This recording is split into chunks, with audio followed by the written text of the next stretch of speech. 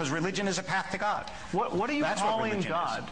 What am I calling God? Where is God? God is the intangible creator of the universe, in whose presence a human being can live, and according to whose dictates or will a human being can live in this world. But what is your evidence for the existence of God right now? I don't have evidence because it's not a scientific claim. Okay, but unless you want to say, unless you want to say, oh, well, I shouldn't say it that way. I don't have proof because it's not a scientific claim. If you want a supporting idea, I would say my understanding of other human beings and my experience of other human beings, which leads me to believe that there's something more than material. My understanding of the design of the world, which leads me to believe that we're here not by accident. My appreciation of the fact that human beings, even though we are made of stuff, have consciousness, which leads philosophers like Galen Strawson to assume that even rudimentary material has consciousness, because he can't explain how consciousness arises. Right. My experience of religious human beings and the way they live, and the fact that they live in harmony, to my perception, with an invisible order that gives them a life of a certain sanctity and holiness. This is a general claim. Religious human beings generally live in harmony with... No, I said my experience of certain human beings. I mean, I can keep going if you want me to keep going. Well, no, I think you've put enough on the table. Okay, none of those are scientific evidence.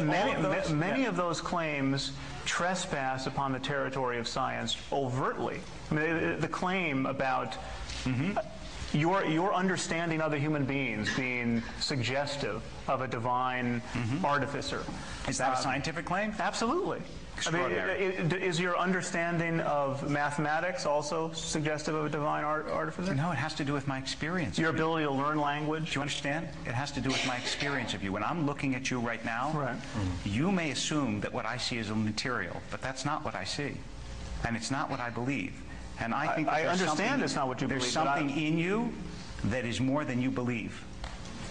I really think so. This is now, if you want to make that a scientific claim, you can. But I'm telling you, it's a metaphysical claim, and to confuse the two is a mistake. Okay, you can add any metaphysics you want. Thank you.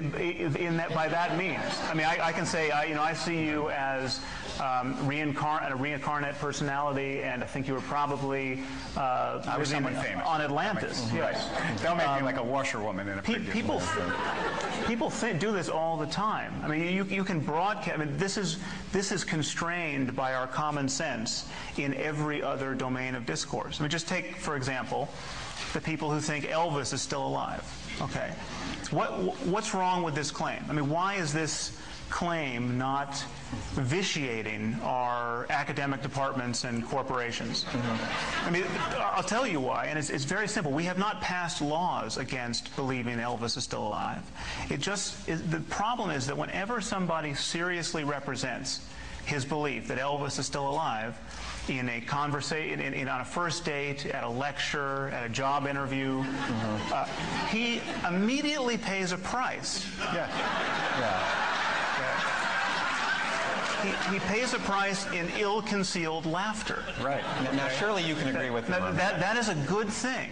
Then he could rattle on about, this is not a scientific claim, this is a matter of faith. You know, when I look at you, I see you might be Elvis. I mean, he could do this. Except that